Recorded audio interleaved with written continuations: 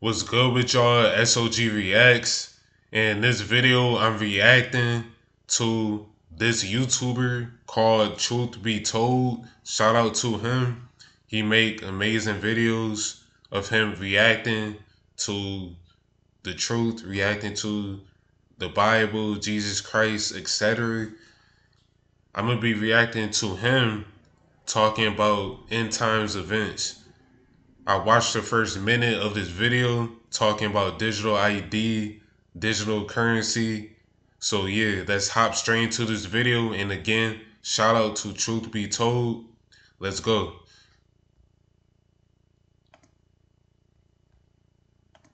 A digital currency that tracks every transaction. A digital ID required to buy or sell. A crisis used to force compliance. This isn't coming. It's already being tested.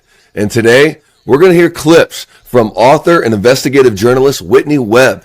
And when you hear what she has to say, I need you to remember something. She's not teaching from the book of Revelation. She's not talking about prophecy. She might not even be a believer for all I know. She's simply explaining what she knows about what is actually happening in the financial world and what is coming. And without even trying to, what she describes sounds eerily to what's been written about for 2,000 years in the Bible. Not about the mark itself, but the infrastructure that makes it all possible. So let's check these clips out together. Let me know what you think in the comments as always. And hit that like button so we can reach more people with the truth. Let's check it out.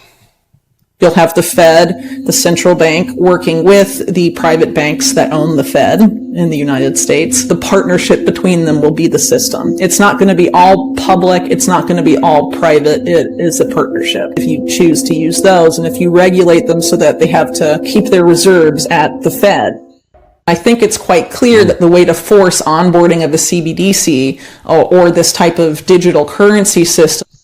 So just so you know real quick, central or CDBC means Central Digital Bank Currency.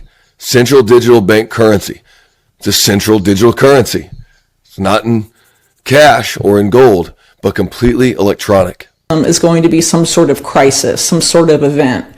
I think the immigration crises, any sort of refugee situation, that's going to be used to push for digital IDs. I think it's just a very easy excuse for them, a way for them to quickly manufacture consent because, you know, all these people we don't.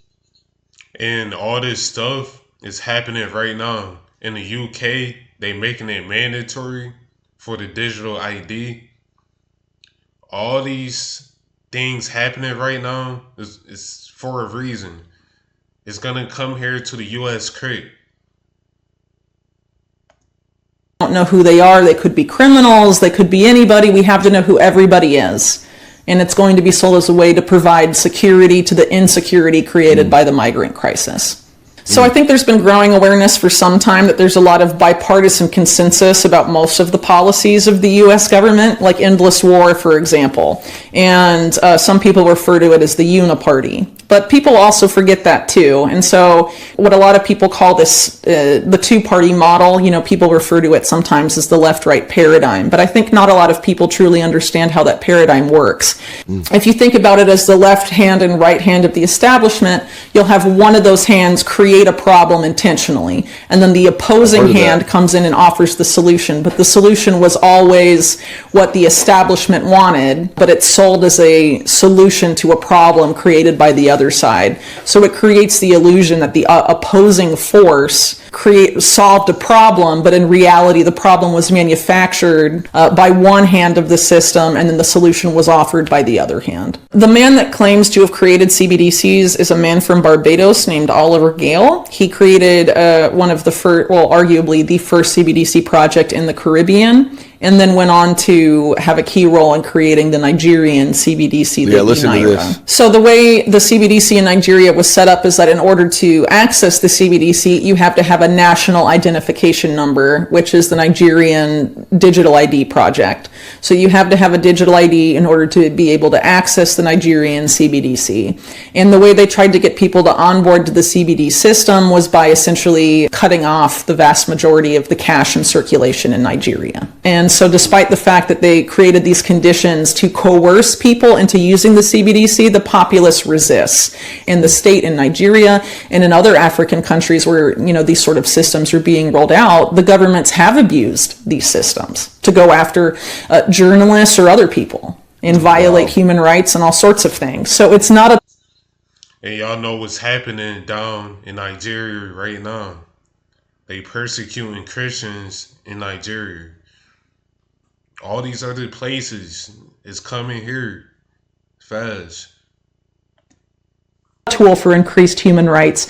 It's not a tool for increased inclusion. It's inherently exclusionary, and it's a surveillance tool. So if Nigeria's tactic of drastically reducing the amount of cash in circulation didn't work, then I think it's quite clear that the way to force onboarding of the CBDC is going to be some sort of crisis, some sort of event where people will be made an offer they can't refuse, essentially. Yeah. Whatever that crisis is that creates this situation where people will have, very little choice but to onboard to this new digital currency system, it could manifest in a number of ways, but regardless of how it manifests, what the narrative is going to be is that privacy is dangerous, anonymity is dangerous, specifically financial privacy is dangerous.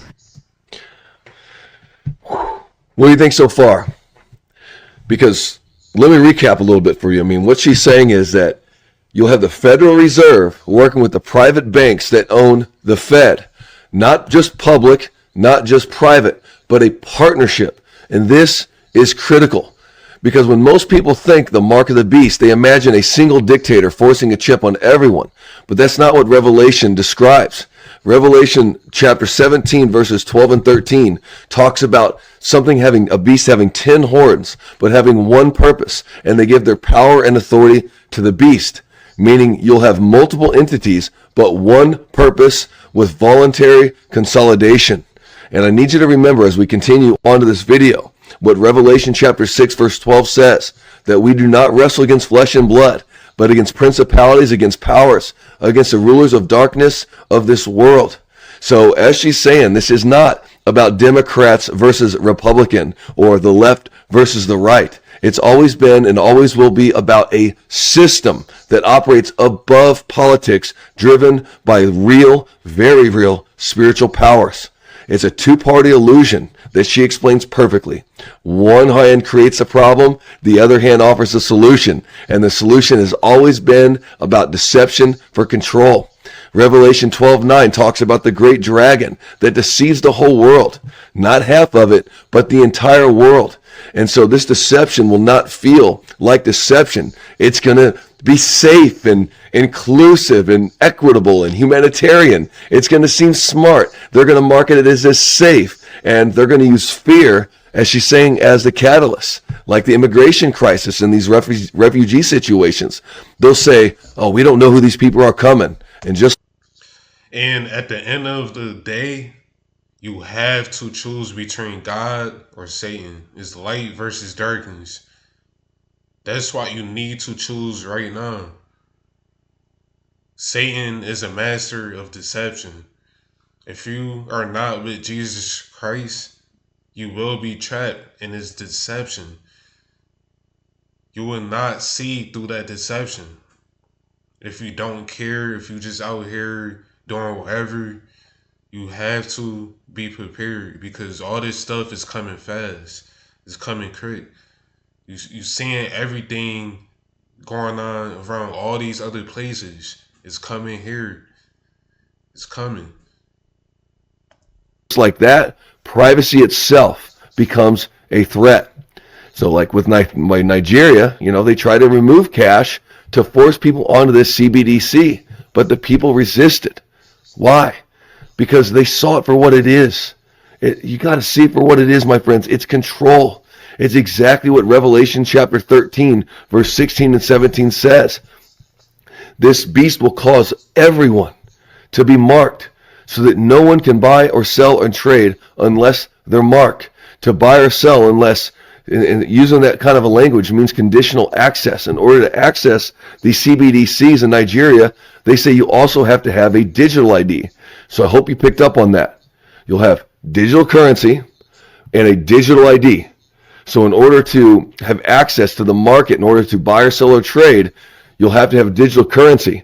But in order to have digital currency, you have to have the digital ID, which means total tracking. And this is their narrative. I can already hear the news clips. I can already hear it. Privacy is dangerous. Anonymity is dangerous. Financial privacy is dangerous. If we want to be safe, we need to get into this. And if you're not taking part of this, then you're the problem. That's the messaging, that privacy itself becomes the enemy. But check this out, my friends. You got to hear what she says next, because it doesn't stop. It doesn't stop there.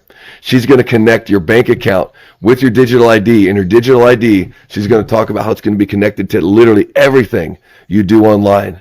And so when the crisis comes, and she's about to tell you what it looks like, people will beg for this system. Let's keep watching. Those are going to be the narratives that come out of this event, and that's going to be a way to force onboarding both onto digital currency that can be tracked to stop terror financing or things of that nature. And also we have to know who everybody online is, or we have to know who everybody is interacting with these systems. We need digital ID. It's very much tied up with efforts to regulate the internet. The idea is to have a government-issued ID be necessary for you to access the internet. And in doing so, they know not just what you're posting and saying online, they know what information you're reading online as well. But the difference is, once it's directly connected to a government-issued ID, they could prosecute you for things like publishing misinformation and all of that. And there's actually been pushes from people like former Google CEO Eric Schmidt to punish people who publish alleged disinformation, and that the need that it's necessary to have IDs connected to social media accounts and to people's internet access as a means of facilitating. Yeah, man, like all this stuff. And you know what else? They're going to use the immigration crisis. They're going to use kids too, because they're going to be like, kids shouldn't be, on social media. Blah, blah, blah, blah. They got a bunch of excuses for when this comes. So everybody, please be prepared. Please be in your Bible.